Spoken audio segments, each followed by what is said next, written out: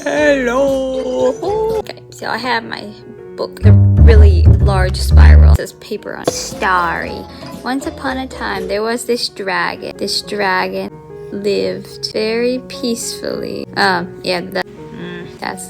our dragon.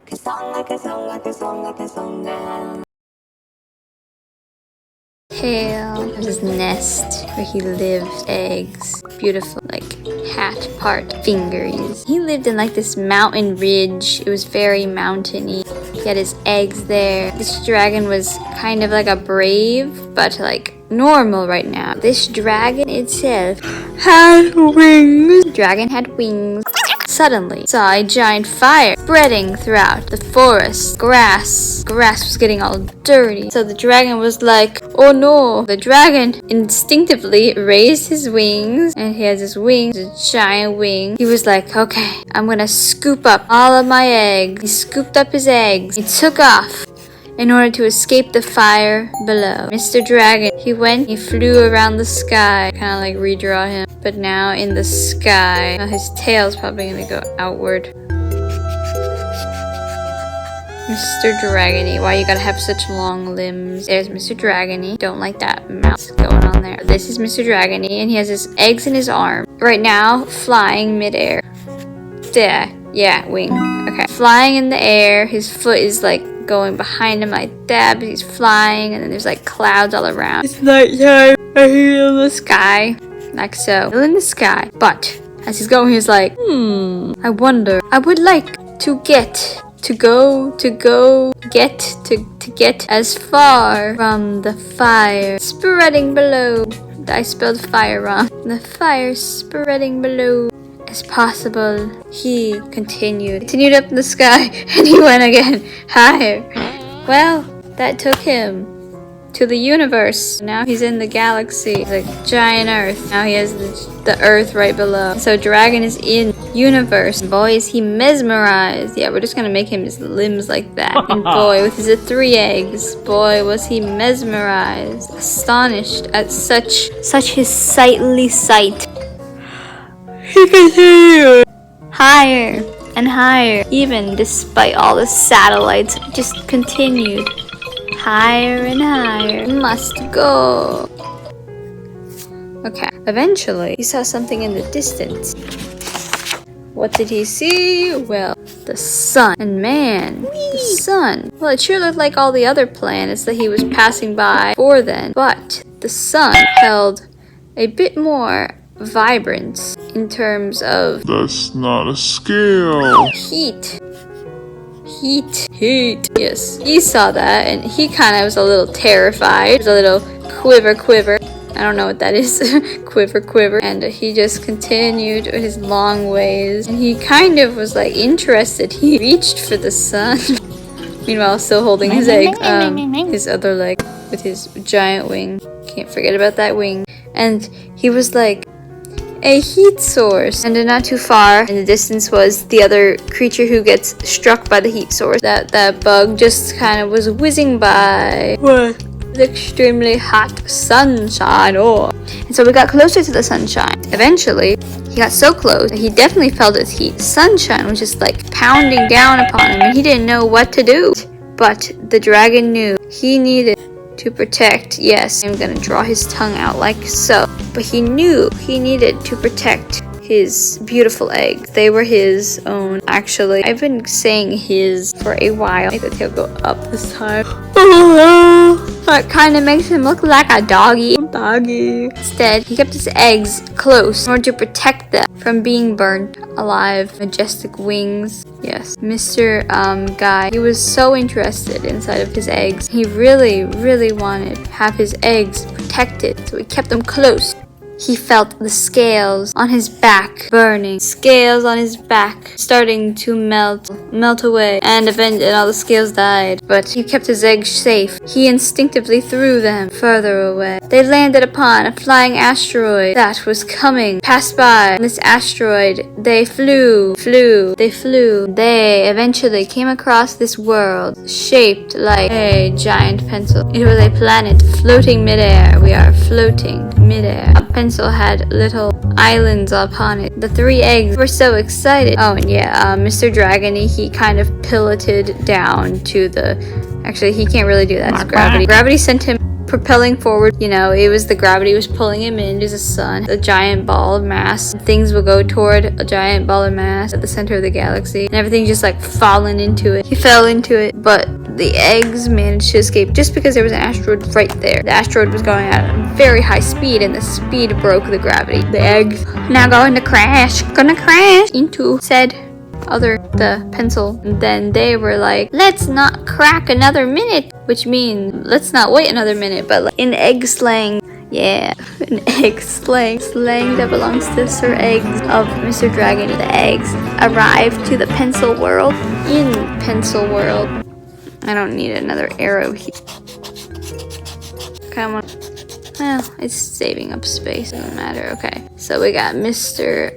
Pencil World. Inside of Pencil World, they arrived. What did they see? Houses. Houses of pencil and squiggle. Pencil World. Squiggle. We're very curious eggs, fascinated by these little huts. And, eggies went inside to see if they could see anything else. These 2 eggs, they were like, we're best friends, but we need to separate. We both need to experiment and try out the different huts ourselves. We're best buddies, but we can be separate too. Yeah, buddy. I think I'll be okay with that. Just make sure that we stick together.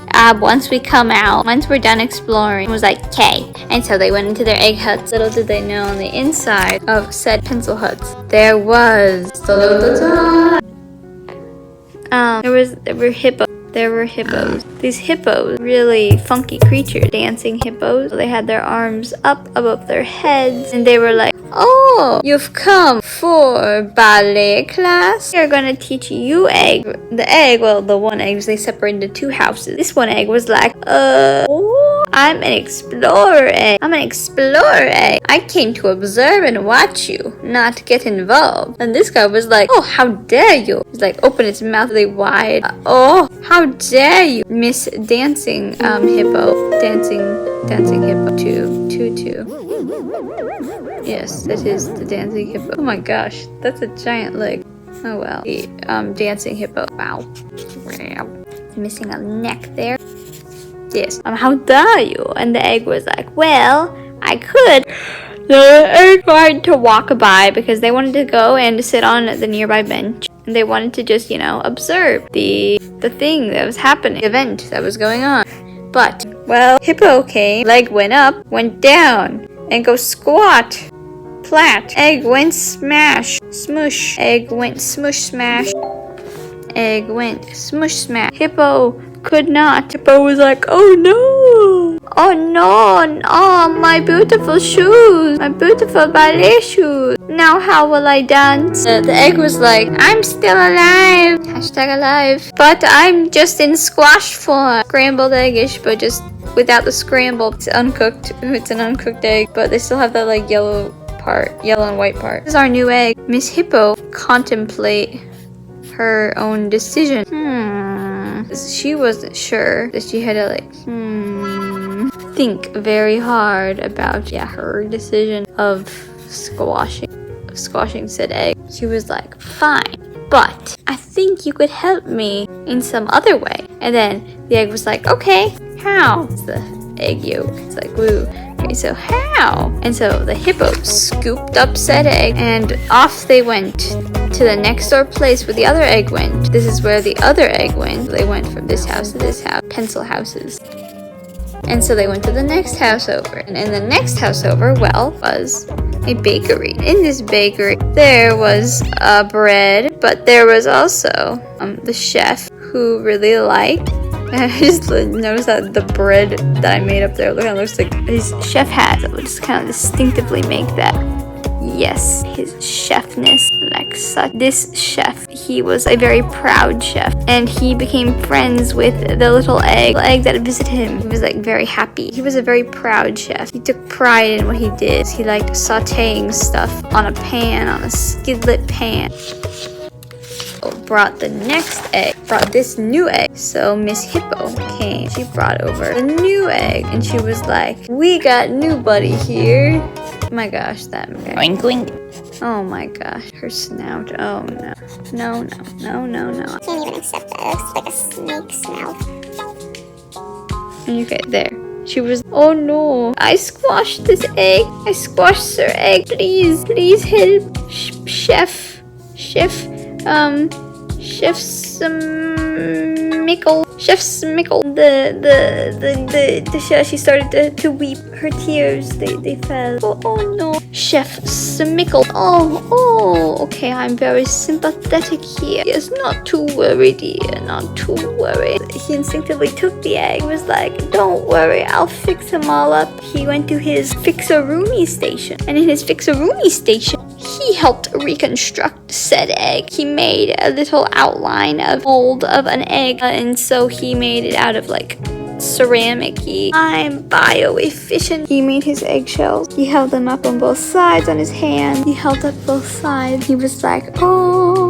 He filled them up. He filled up each side with some of the egg goop. An egg goop. He squashed the sides together to create the full egg filled with the egg goop. He was like, oh, little buddy, I have saved you. I save you. He was so happy with his own progress.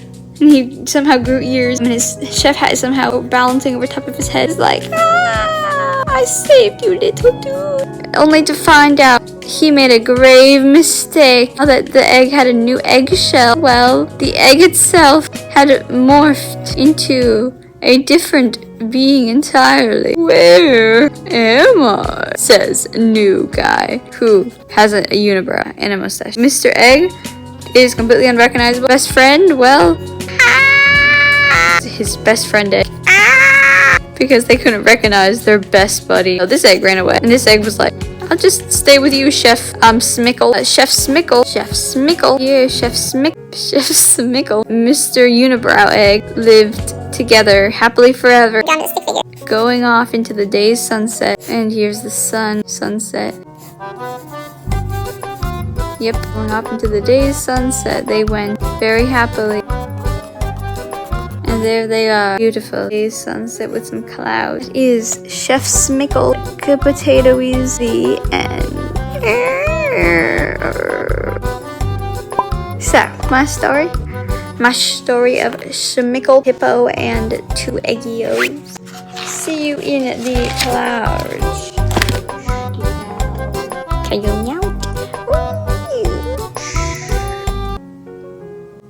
KaomiCloud dragon. We call it Eggnation in light. It was like fire from the sunshine, and the Eggnation because it's like a world now powered by the egg. Yeah.